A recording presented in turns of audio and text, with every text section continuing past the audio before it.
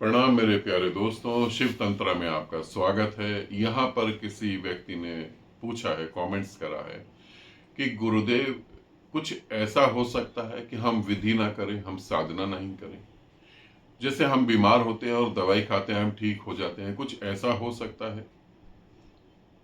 ऐसा बिल्कुल हो सकता है।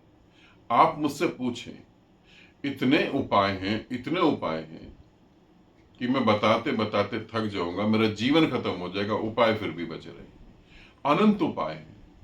जैसे आपके मन की समस्या है ना, उससे ज्यादा उपाय है।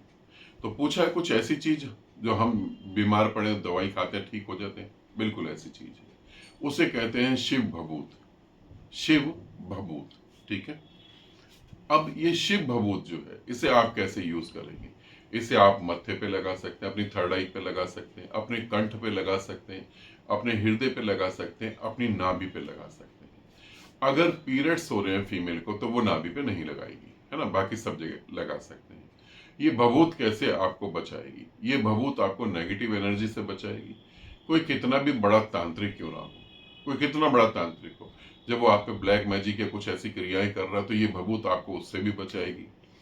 और दूसरी बात, जो मजेदार बात है, ये भभूत अगर आप रोज यूज कर रहे हैं, कंटिन्यू यूज कर रहे हैं, तो ये भभूत आपको इतना अलर्ट कर देगी, कोई कोई प्रयोग करने की सोच भी रहा है तो आपको पता लग जाएगा कि कोई प्रयोग करने की सोच रहा है और आप तुरंत बच जाएंगे।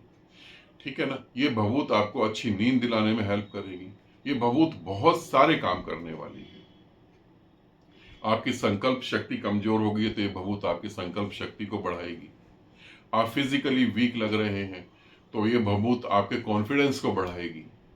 मगर फिजिकल वीक लग रहे हैं तो उसके लिए डॉक्टर से भी आप बात करेंगे, ठीक है। अब ये भभूत, अब प्रश्न आता है कि ये शिव भभूत कहाँ से मिलेगी या कैसे हम इसका अरेंजमेंट कर सकते हैं? तो पहली बात, ये मैं ये कोशिश कर रहा हूं, मैं जितना भी हो सकता है, जितना भी हो सकता है मैं कोशिश कर रहा हूं आपका पैसा ना खर्च हो, है ना। मगर कुछ बात ऐसी है जहां पे पैसा खर्चना जरूरी हो जाता है। अब ये भभूत कैसे बनेगी वो मैं आपको बताने जा रहा हूं, तो आप इसको लिख लें और आप बनाना चाहें तो बना लें, ठीक है। ये आप घर में बना सकते हैं, तो लिखना हो तो लिख लें। ये भभूत कैसे बनती है, शुरू करते हैं। इसके लिए मटेरियल क्या चाहिए? तो इसके लिए सबसे पहले आपको देवदार की लकड़ी चाहिए, ठीक। देवदार की लकड़ी 1 किलो ले सकते हैं, आधा किलो ले सकते हैं। फिर चीड़ की लकड़ी चाहिए। ये अब देवदार और चीड़ के पेड़ जो होते हैं वो पहाड़ों में होते हैं, वो लकड़ी चाहिए। देवदार हो गए, चीड़ हो गए। नीम की लकड़ी चाहिए, वो तो आपको सब जगह मिल सकती है, ठीक है। उसके बाद भोजपत्र आता है, तो भोजपत्र के पेड़ की लकड़ी चाहिए, छाल नहीं, भोजपत्र के पेड़ की लकड़ी चाहिए। देवदार, चीड़, नीम, भोजपत्र, ये बराबर बराबर मात्रा में होना चाहिए, ठीक है। अब पांचवी लकड़ी ले लेते हैं। पांचवी लकड़ी है आक की लकड़ी। आक एक पेड़ होता है, अगर आपको नहीं पता तो आप उस पर सर्च कर सकते हैं, आक की लकड़ी। ये 5 चीजें हो गई। अब आपको इसके अलावा और क्या चाहिए? आपको इसके अलावा कपूर चाहिए, ठीक है। काले तिल चाहिए, काली उड़द चाहिए, और चंदन चाहिए। चंदन वुडन में, है ना, पाउडर नहीं चाहिए, वुडन लकड़ी चाहिए, चंदन की लकड़ी चाहिए, चंदन की। और गाय का देसी घी चाहिए, ठीक है। अब 10 चीजें आपके पास हो गई होंगी। गाय का देसी घी हो गया, चंदन हो गया, काले तिल, काला उड़द, है ना। और सफेद रंग के फूल चाहिए। सफेद रंग के फूल एक मुट्ठी हो, बहुत अच्छी बात है, ठीक। अब गूगल चाहिए, लोभान चाहिए, और चंदन का इत्र चाहिए। इत्र अगर नहीं मिल सकता तो छोड़ देते हैं, क्योंकि हमने चंदन की लकड़ी डाल दी है। सूखे गुलाब के फूल चाहिए, ठीक है, सूखे गुलाब के फूल। अब 3 नदियों का आपको पानी चाहिए। माँ गंगा का, गंगा नदी का, ठीक है, यमुना का, ठीक है। और एक नदी हिमाचल में बहती है, जहां तक मुझे लगता है पार्वती नदी है। माँ पार्वती के नाम पर एक नदी है, उस नदी का पानी चाहिए। तो ये 3 नदियों का आपको पानी चाहिए, ठीक है। ये सब हो गया। अब इसके बाद आपको क्या करना है? इसके बाद आपको रुद्राक्ष चाहिए। 3 रुद्राक्ष के दाने चाहिए, और एक 5 मुखी रुद्राक्ष की माला चाहिए। ये सारा सामान आपके पास इकट्ठा हो गया। अब हमें नीम के सूखे पत्ते चाहिए, है ना। एक फूल आता है हार सिंगार का फूल, ठीक है, वो भी आप डालेंगे तो सर्च कर लेंगे। हार सिंगार के फूल के कुछ पत्ते चाहिए। अब इनके साथ जो है गौमूत्र चाहिए, गाय का यूरिन चाहिए। अब इन सब चीजों को जो है आपको अग्नि में डालना है। तो पहले लकड़ियां रख लेंगे, जो लकड़ियां मैंने बोली है। उसके बाद जो है उसमें फूल डाल देंगे सूखे हुए, और जो ताजे सफेद फूल है वो भी डाल देंगे। अब उसमें अग्नि जलाएंगे। तो अग्नि जब जलेगी तो अग्नि जलने के बाद जो है आपको 108 बार शिव का मंत्र पढ़ना है, ठीक। महामृत्यु जाप वाला जो मंत्र है वो आपको जाप करना है 108 बार। उसके बाद जो है आपको फिर उसमें जो है तिल डालना है, लोबान डालनी है, गूगल डालना है, ये सब चीजें डाल देनी है, ठीक है। अब उसके बाद जो है फिर आपको मंत्र पढ़ना है, दोबारा मंत्र पढ़ना है 108 बार। अब उसके बाद बाकी जो भी सामग्री अब आपके पास बची हुई है वो सब डाल देना है, उसमें आग में डाल देना है, ठीक है। अब उसके बाद आपको क्या करना है, उसके बाद एक और माला, 3 बार माला का जाप कर लिया आपने। अब इसके बाद जो है आपको वहां पर बैठना है जब तक आग शांत ना हो जाए। तो जब तक आग शांत ना हो तब तक आपको बैठना है। आग शांत हो गई तो वो 3 नदियों का पानी और गौमूत्र जो है आपको इसको मिक्स कर लेना है। अब इसका छिड़काव उस अग्नि पे करना है जब वो शांत हो गई। शांत हो गई मतलब क्या, कि वो अब भभक नहीं रही है, आग निकल नहीं रही है, अंगारे हैं और वो शांत हो गई।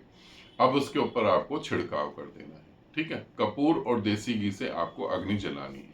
अब ये छिड़काव कर देना है आपको, और इसको जो है ढक के रख देना है पूर्णिमा के दिन या अमावस के दिन। तो पूर्णिमा को रात को करेंगे या अमावस की रात को करेंगे, ठीक है। अब इसके बाद जाके आपको नहा लेना पूरा अच्छे तरीके से। जो कपड़े पहने हुए वो कपड़े को पैक करना है और कहीं दूर फेंक के आ जाना है। इतना करना है। अब इतना करने के बाद दूसरे दिन जो है जाना है, धरती को प्रणाम करना है, वहां पर कुछ मिठाई चढ़ानी है सफेद रंग की, ठीक है। लड्डू नहीं चढ़ाने हैं, सफेद रंग की मिठाई चढ़ानी है। 5 किस्म की अलग अलग मिठाई होनी चाहिए। पहले सफेद रंग की चढ़ानी है, 4 बिल्कुल अलग किस्म की मिठाई चढ़ा देंगे। उन पे हल्का हल्का काला तिल लगा देंगे, ठीक है, और 1-2 दाने उड़द के लगा देंगे। अब ये मिठाई ले जाके आपको बाहर कहीं चौराहे पे कहीं भी जाके आपको रख देनी है। अब आपको प्रणाम करके, ठीक है, एक माला फिर शिव मंत्र की बोलनी है। आप महामृत्यु जाप बोल सकते हैं या आप ओम नमो शिवाय बोल सकते हैं। उसको बोलने के बाद प्रणाम करना है, और उस भभूत को जो है आपको किसी भी किसी भी डब्बी में भर लेना है, किसी भी बड़े बर्तन में रख लेना है। डब्बी जो होगी वो धातु की होगी, स्टील की हो सकती है, तांबे की हो सकती है, चांदी की हो सकती है, सोने की हो सकती है। तो ये आप रख लेंगे, रोज फिर आप भभूत लगा के साधना कर सकते हैं या जो भी कुछ आप करना चाहें वो कर सकते हैं, ठीक है। अगर आप ये कर सकते हैं तो बेस्ट है। अगर आपको लगता है कि नहीं यार इतना बड़ा झंझट हम कहाँ से करेंगे, काफी सारे लोगों को लगता है कि नहीं ये तो हम नहीं कर पाएंगे, तब फिर आप मैं आपको एक नंबर दे दूंगा। उस नंबर पे आप, ऑलरेडी नंबर अब आपके पास होगा ही, तो हम आपको भभूत जो है दिवाली के बाद देंगे, अभी नहीं। तो अगर आपको भभूत चाहिए तो आप जो है बुक करवा देंगे कि मेरे को भभूत चाहिए और मेरा एड्रेस ये है, और जो है भभूत के रेट आपको बता दिए जाएंगे, और कोरियर जोड़ के, कोरियर का जो पैसा लगेगा वो भी जोड़ के आपको सारी डिटेल दे दी जाएगी, और उस एड्रेस पे आपको भभूत दे दिया जाएगा। अगर आप दिल्ली आते हैं, दिल्ली आना संभव है तो दिल्ली आके वो भभूत ले सकते हैं। तो ये आपको बहुत ज्यादा फर्क पड़ेगा। जैसे होता है ना कि आपको बुखार चढ़ा है तो आप टैबलेट खाते हैं, अब बुखार थोड़ा थोड़ा उतर गया मगर बदन दर्द है, फिर आप टैबलेट खाते हैं, ऐसा नहीं होगा। इस भभूत को लेकर अगर हम चलते हैं कंटिन्यू, तो बहुत मुश्किल है कि कोई तांत्रिक आप पे तंत्र करे, या बहुत मुश्किल है कोई ब्लैक मैजिक आप पे कर सके, ठीक है। इस तरीके से भभूत बनेगी।